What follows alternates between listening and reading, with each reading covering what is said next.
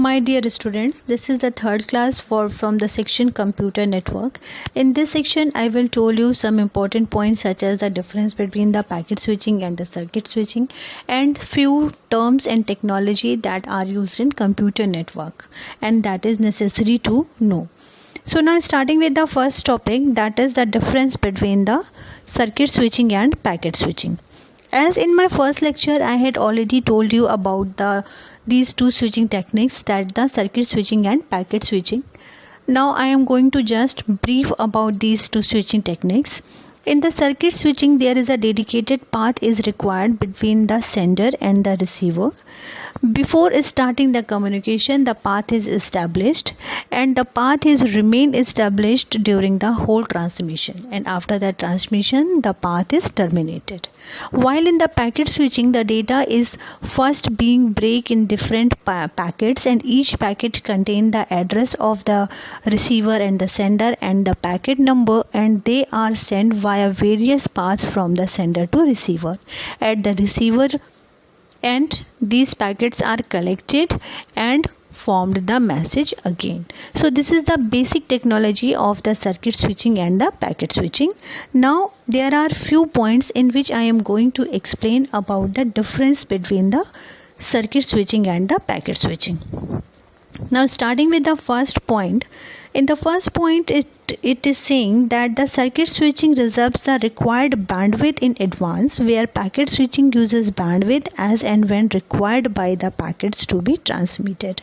It means as the circuit switching is establish a path before the communication begins, so it requires all type of bandwidth in the advance, whereas packet switching does not establishing any type of communication path in the starting, so there is no any requirement of the bandwidth before the transmission, and it can be used when it is required. Now the second point is that switching is the fast technology as compared to the packet switching, which is slow mechanism of transferring packets from sender to receiver. It is obvious that the circuit switching uses the dedicated path, so it is a fast technology, whereas in the packet switching the message should be first broke out into the small packets and then the packets will be sent to the receiver, so it is a time taking process. So when we are comparing the speed between the circuit switching and the packet switching, it is found that the circuit switching is the faster technology than the packet switching. Now moving to the third point. In the third point, it is said that the circuit switching requires a dedicated path. I had told you earlier, once the connection is established, the communication path is entirely dedicated to it until the data is completely transferred from the sender to receiver. Whereas in packet switching, packet can use by dynamic paths.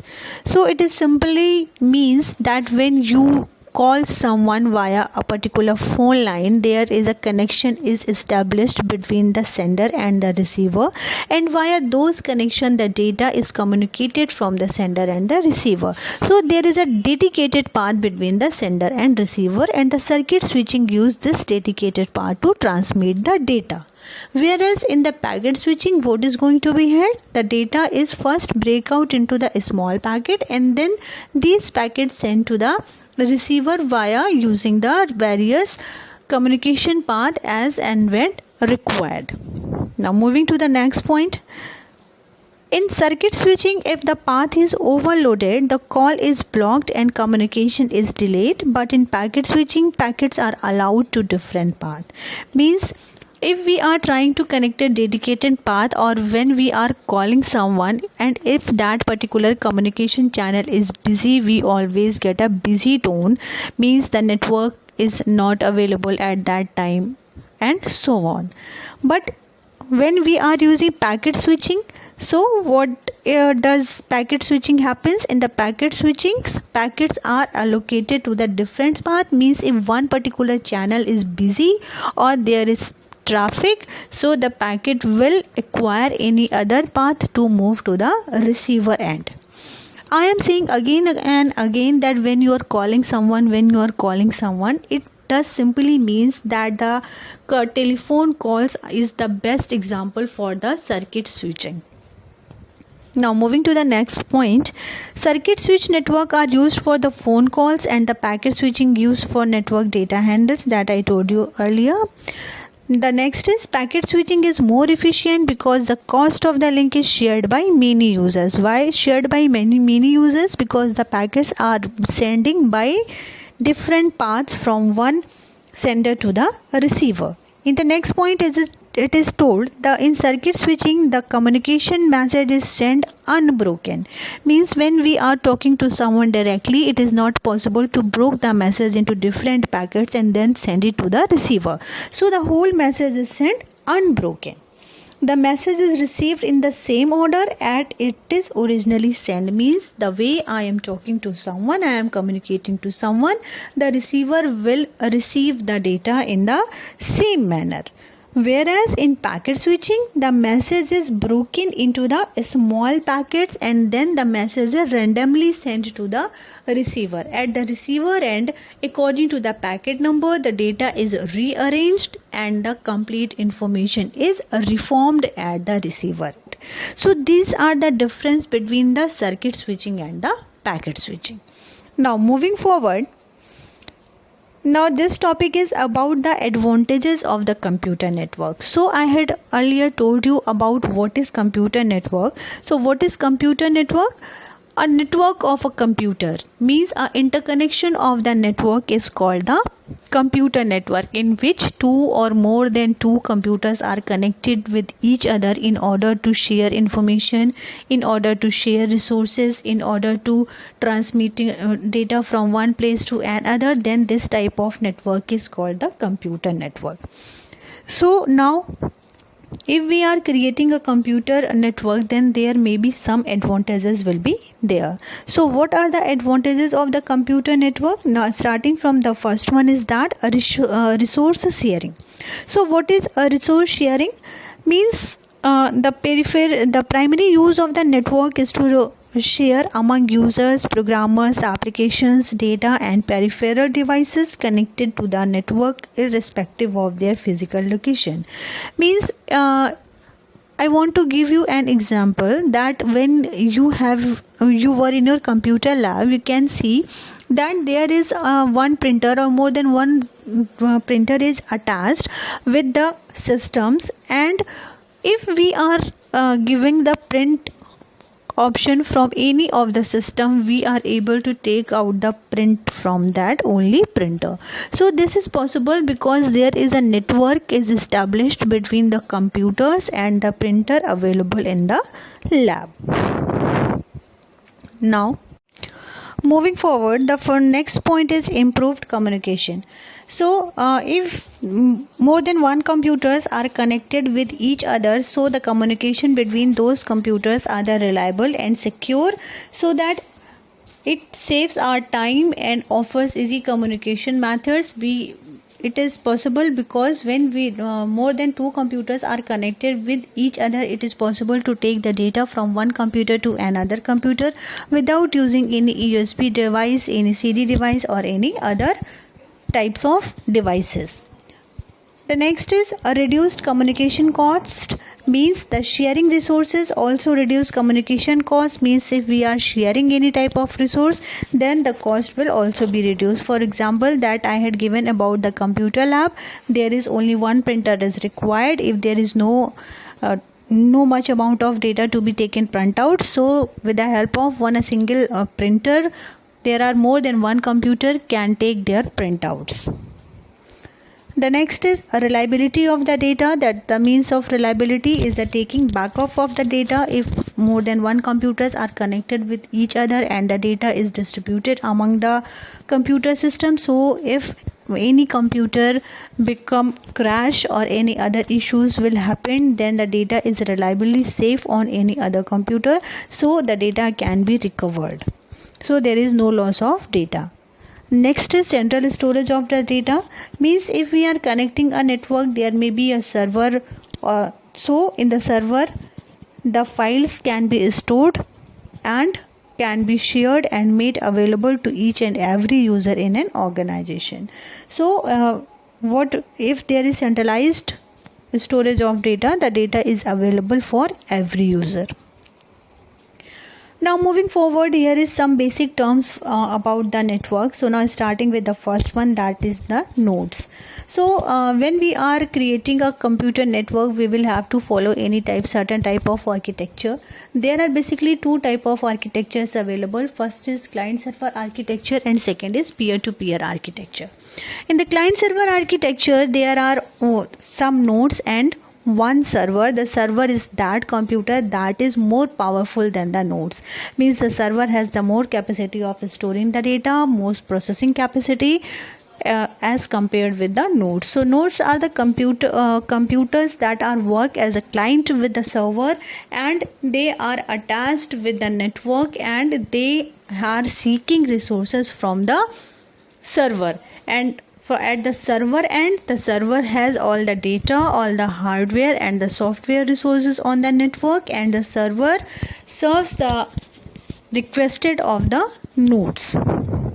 Next is network interface unit. So this is a type of NIC card that can be exclusive or inclusive in a computer. So this card is required to establish the communication between the server and the client. So without this card, a computer cannot be connected in a network. So this card is required for the network connections. Now next is IP address. So this is the address of the computer which is on the internet. And the domain name, so it is the unique way to identify the computers. The domain name is unique for each and every computer. So now next is components of the data communication. The sender is one who sends the data from one place to another. So the device or the computer that sends the data is known as the sender. The next topic is a receiver. So the device or the computer or a person that receives the data is known as a receiver. These are the very common and simple definitions. Now the next is message. So what is the message? It may be any image, audio, video or text that is sent from the sender to a receiver. The transmission medium is that medium which is used to send the message from one place to another. It may be the physical medium or it may be the any radio wave, cable, wire or anything else. The exact medium through which the data passes from one place to another place. The next is protocol. So what are the protocol? Protocol is usually a set of the rules that governs the data transmission. Means when everyone or is transmitting the data from one place to another, he or she must follow the protocols, the rules set by the government. Now the next topic is modes of the data transmission, in which I am comparing 2 or 3 modes of data transmission that are required to know. The first one is analog or broadband transmission. As you all know about, the analog signal is a continuous signal. Such for an example, you can take the sine wave as the analog signal. So this signal uses the radio frequency, and it consists of the continuous electrical waves that have varying amplitude. As you can see that if I am trying to plot a sine wave here, you can see the amplitude is varying. So this measurement is known as amplitude. So you can see from place to another place the amplitude is varying. So the telephone networks uses this type of transmissions, and the requires modem from data transmission over baseband medium. Means the analog medium of transmission requires the modem for transmitting the data. So now the few points that you should remember is that it uses the radio frequency channel, and the telephone networks uses this type of transmission. Now moving forward, the digital or baseband transmission. So when we are going for the digital, it means the communication is done in the form of 0 and 1. Means if there is signal or if there is absence of signal. So when the data is transmitted in such form, this type of the data communication is known as digital data transmission, and no special device is required in order to transmit the data over the baseband medium. Now moving to the next point, this is the parallel communication. There are two type of communication available. First one is parallel communication and the second one is serial communication. So if we have 4 or 5, for example, if we have 4 bits of data to transmit, then in the case of parallel transmission we need 4 wires through which the digits, the numbers can be parallelly transmitted from the sender or receiver. And if we are in serial mode of transmission, then the data will transmit from a single wire from one place to another. For example, as you can see in the diagram, 10001 will be reached in the same order as it is sent from the network. So this is the serial transmission and the communication parallel transmission. The parallel transmission took less time in the communication, whereas the serial communication requires much time as compared with the parallel transmission. Now the next is synchronous and asynchronous transmission mode. So when the sender and the receiver synchronizing their checks before transmissions, means before the transmission, sender first send a control signal to the receiver, and when the receiver said that it is okay to send the data, then only the sender sends the data. Then this type of transmission is called the synchronous transmission. In this type of transmission, the acknowledgement signal is also sent by the receiver to the sender. So this type of transmission is a reliable mode of transmission, and in this type of transmission there is no chance of loss of data.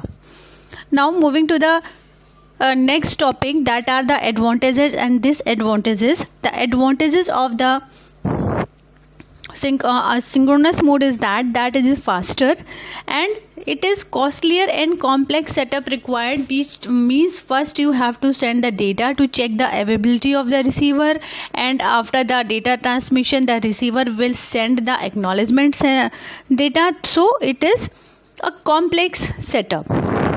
And in asynchronous transmission mode, what is going to be happen?